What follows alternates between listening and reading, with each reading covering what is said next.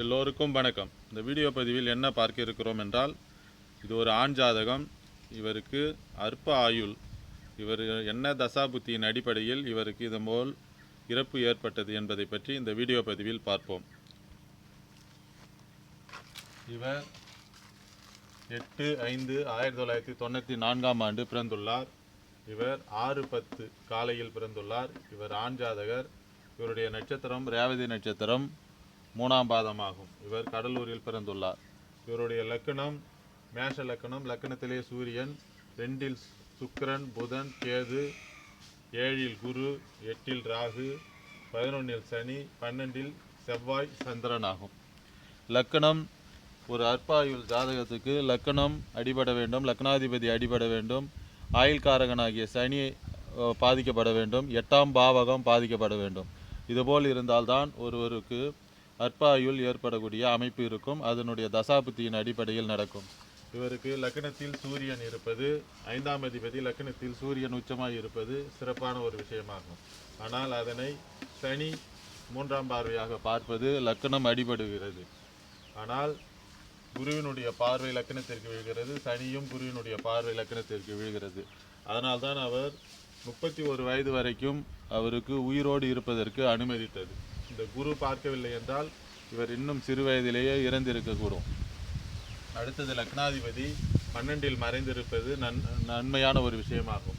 ஆனால் நாளைக்கு அமாவாசையாக போகக்கூடிய சந்திரனுடைய அந்த லக்னாதிபதி செவ்வாய் பாதிக்கப்பட்டு லக்னாதிபதியும் பாவத்துவமாகிவிட்டது. லக்னமும் சூரியன் சனி கர்ண கொடூரமாக பாதிக்கப்பட்ட அமைப்பில் இருப்பது ஒரு தவறான ஒரு விஷயமாகும்.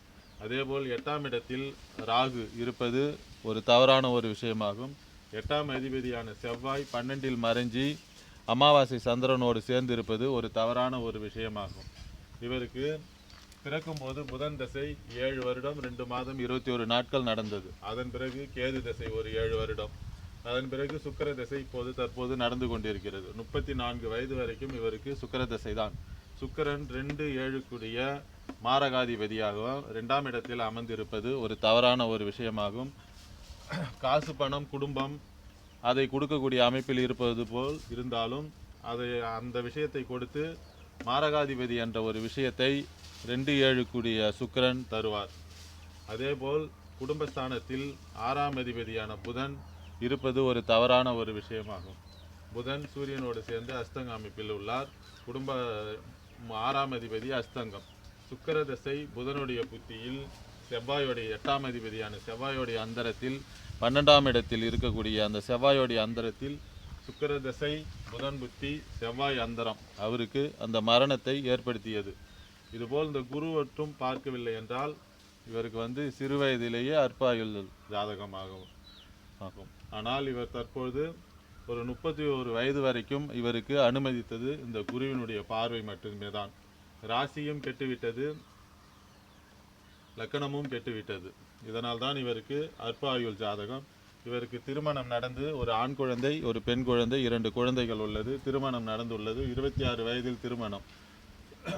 இவருக்கு சுக்கிர தசையில் திருமணத்தை கொடுத்தது. இதுபோல் லக்கணம் லக்னாதிபதி 7ஆம் பாவகம் சனி இதனால் பாதிக்கப்பட்டு இருக்கும் பொழுது, ராசியும் அதேபோல் பாதிக்கப்பட்டு இருக்கும்பொழுது மனம் கெட்டு அந்த சரியில்லாத தசாபுத்தி வரும்போது அவருக்கு மாரகத்தை ஏற்படுத்துகிறது. மற்றொரு வீடியோ பதிவில் வேறொரு தகவலுடன் பார்ப்போம். எல்லோருக்கும் வணக்கம்.